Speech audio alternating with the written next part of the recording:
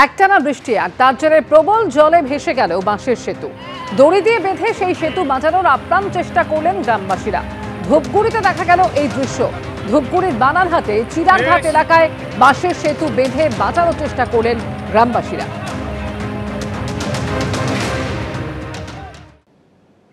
ভাঙড়ে একদিকে যখন তৃণমূলের কোন্দল একেবারে প্রকাশ্যে চলে এসেছে, তখন উত্তর 24 পরগনার ব্যারাকপুরে বিজেপিও তাদের অন্তর্দ্বন্দ্বে একেবারে বেসামাল। বিজেপি নেত্রী ফাল্গুনী পাত্রের বিরুদ্ধে বিস্ফোরক অভিযোগ করছেন দলেরই আরেক নেত্রী তনু খাস্তগির। তিনি বলছেন ফাল্গুনী পাত্র তৃণমূলের সঙ্গে যোগসাজশ করছেন। সমস্ত অভিযোগ অস্বীকার করেছেন ফাল্গুনী পাত্র। প্রকাশ্যে বিজেপির মহিলা মোর্চার রাজ্য সভাপতি এবং ব্যারাকপুর সাংগঠনিক জেলার মহিলা মোর্চার সাধারণ সম্পাদকের কোন্দল। বিজেপির মহিলা মোর্চার রাজ্য সভাপতি ফাল্গুনী পাত্রর সঙ্গে তৃণমূলের যোগসাজশের বিস্ফোরক অভিযোগ তুলেন ব্যারাকপুর সাংগঠনিক জেলার মহিলা মোর্চার সাধারণ সম্পাদক তনু খাস্তগির। ভারতীয় জনতা পার্টিকে আমি বলতে চাই, এই মহিলাকে সাসপেন্ড করা উচিত। বিজেপির খাচ্ছে, বিজেপির পড়ছে, বিজেপির ফুটো করছে, তৃণমূলকে সাহায্য করছে। প্রাথমিক কাছে লাখ লাখ টাকা নিয়ে উনি 21 সালে হারিয়ে ওনার সব তৃণমূলের লোকরা ওনাকে ফোন করে, বিজেপির লোকের সাথে কম যোগাযোগ আছে। ফাল্গুনী পাত্রের বিরুদ্ধে মারধরের অভিযোগও করেছেন ব্যারাকপুর সাংগঠনিক জেলার মহিলা মোর্চার সাধারণ সম্পাদক। আজকে উনি আমাকে দিয়ে এইভাবে অত্যাচার, ফাল্গুনী পাত্র নিজের গাড়ির মধ্যে বসে থেকে সুরজিৎ কালাকে দিয়ে আমাকে মেরেছে, আমাকে ধাক্কা মেরে ফেলেছে, আমাকে চুলে পড়ে ধরে মেরেছে। পদের জন্য টাকা নিচ্ছে। এটা কোনো গোষ্ঠী কোন্দল নয়, পুরো বিষয়টাই আমি উচ্চ নেতৃত্বকে জানিয়েছি। বিজেপির দ্বন্দ্ব নিয়ে কটাক্ষ করতে ছাড়েনি তৃণমূল। ওর সাথে ফাল্গুনী পাত্রর লাস্ট 10 বছরে কোনো কথা হয়েছে কিনা আমি জানি না, কারণ ওদের দলের মধ্যে কোনো বিবাদ থেকে কেউ বলতে পারে, কিন্তু আমি যবে থেকে তৃণমূল করি আমি এটুকু জানি যে ফাল্গুনী পাত্র বিজেপি করে। না না না না একদম না, সেটা হতে পারে, এটা ওদের দলের ব্যাপার, কিন্তু ফাল্গুনির সাথে লাস্ট 10 বছর আমার কোনো কথা হয়নি। তনুদি কি বলেছে আমি জানি না। হ্যাঁ, এটা নিয়ে যা বলার, আমার কাছে ভিডিওটা এসছে, আমি এখনও দেখার টাইম পাইনি, একটু আগে আমি দেখলাম। এটা নিয়ে আমি এই মুহূর্তে কোনো মন্তব্য করব না। আগামীকাল কিংবা পরশু আমরা একটা সাংবাদিক সম্মেলন ডেকে যা বলার আপনাদের বলবো। বিধানসভা ভোটের আগে মহিলা মোর্চার গোষ্ঠীদ্বন্দ্বে অস্বস্তিতে গেরুয়া শিবির। সোমেনার পালের রিপোর্ট, এবিপি আনন্দ, উত্তর 24 পরগনা। মাদারিহাটের বিডিওকে হুমকি দিয়ে বিতর্কে জড়ালেন আলিপুরদুয়ারের বিজেপি সাংসদ মনোজ টিক্কা। প্রথমে টেবিল চাপড়ে, তারপরে আঙুল উঁচিয়ে বিজেপি সাংসদের শাসানি দেওয়ার ভিডিও ইতিমধ্যেই ভাইরাল হয়েছে। জানে কটাক্ষ করতে ছাড়েনি তৃণমূল। উল্টো দিকে দুর্গতদের ত্রাণ বিলিতে বিডিওর বিরুদ্ধে পক্ষপাতিত্বের অভিযোগ তুলেছেন বিজেপি সাংসদ। মাদারিহাটের বিডিওর দাবি, তার কোনো কথা শোনেননি সাংসদ, শুধু নিজের কথাই বলে চলে গেছেন। চেয়ারে বসে রয়েছেন বিডিও, আর তার সামনে এভাবেই আঙুল তুলে হুমকি দিচ্ছেন আলিপুরদুয়ারের বিজেপি সাংসদ মনোজ টিক্কা। টেবিল চাপড়ে বিডিওকে দিচ্ছেন হুঁশিয়ারি। 18 लाख आदमी आपको वोट दिया है, क्या उन्हें मिलेगा? पूछना को आप सर करके बोलेगा क्या? तमाशा पाया यहाँ पर, तमाशा पार्टी करनी है यहाँ पर कि वीडियोगिरी करना? वीडियोगिरी करना है तो वीडियोगिरी करो, पार्टी करना है तो टीएमसी का झंडा लेके घूमो, टीएमसी का झंडा लेके घूमो। कोई बात नहीं सुनेगा। টানা বৃষ্টিতে বিপর্যস্ত উত্তরবঙ্গের বিস্তীর্ণ এলাকা, সমস্যায় সাধারণ মানুষ। এই অবস্থায় প্রশাসনের উদ্যোগে শুরু হয়েছে ত্রাণ বিলি, কিন্তু বিজেপির অভিযোগ ত্রাণ বিলিতেও পক্ষপাতিত্ব করা হচ্ছে।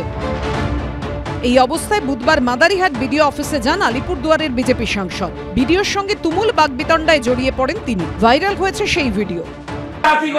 प्रोसेस क्या? प्रोसेस आपको बोलता है कि टीएमसी का साथ में वहाँ पर ये ट्रिपल बांटो, टीएमसी का साथ में आप चावल बांटो, टीएमसी सरकारी चीज वहाँ पर बांटो।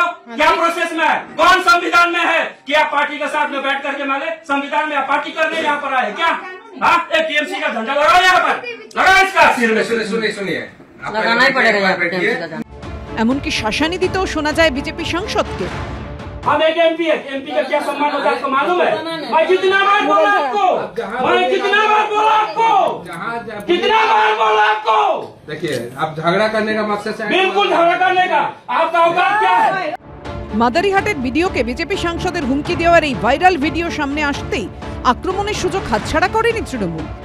মনোজ টিক্কা মাননীয় সাংসদ, উনি ভিডিওকে যেভাবে থ্রেট করেছেন আর যেভাবে ধমকি দিয়েছেন, অসাংবিধানিক হিসাবে উনি কিন্তু একজন সিভিল অ্যাডমিনিস্ট্রেটিভ লোককে এভাবে কিন্তু থ্রেট করেছেন।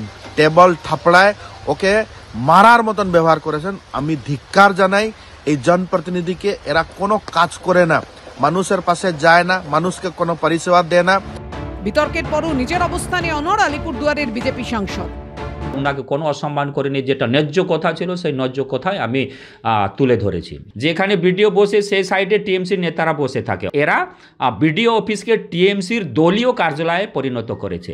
আমার উপরে মানে ভুল ভাল কথা বলে যাচ্ছেন, আমার কথা শুনছেন না, শুধু বলে যাচ্ছেন আর ভিডিও রেকর্ডিং করে ওইটাই মানে সোশ্যাল মিডিয়াতে দিয়েছে। শুধু নিজেই বলে যাচ্ছেন, স্ট্যান্ডবাজি করছেন আর এরকম অভদ্র কথা বলছেন আমার সাথে। আপনারা ভিডিওতেও দেখতে পারেন। ভিডিও বানানোর ওনার উদ্দেশ্য ছিল। সব মিলিয়ে মনোজ টিগ্গার ভিডিওকে শাসানি নিয়ে শুরু হয়েছে নতুন বিতর্ক। অরিন্দম সেনের রিপোর্ট, এবিপি আনন্দ, আলিপুরদুয়ার। অভিষেক বন্দ্যোপাধ্যায়কে চ্যালেঞ্জ করলেন শুভেন্দু অধিকারী। নন্দীগ্রামে অভিষেক বন্দ্যোপাধ্যায়কে হারানোর চ্যালেঞ্জ ছুড়ে দিলেন বিরোধী দলনেতা শুভেন্দু অধিকারী। তিনি বলছেন, মমতা বন্দ্যোপাধ্যায়কে 1 কোটি করে টাকা দিলেও কেউ মমতা বন্দ্যোপাধ্যায়কে নন্দীগ্রামে ভোট দেয়নি। অভিষেক বন্দ্যোপাধ্যায়কে নন্দীগ্রামে দাঁড় করালেও কেউ ভোট দেবে না। আমি চাই অভিষেক বন্দ্যোপাধ্যায়কে এখানে পাঠাক। নন্দীগ্রামে হারানোর চ্যালেঞ্জ শুভেন্দু।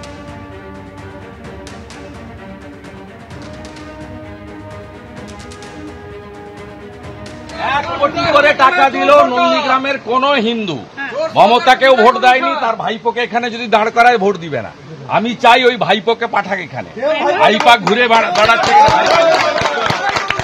তোর ভাইপো অভিষেককে এখানে দাঁড় করাক। আমি চাই ওকে এখানে হারাবো আর ওটাকে বড়টাকে ওখানে হারাবো।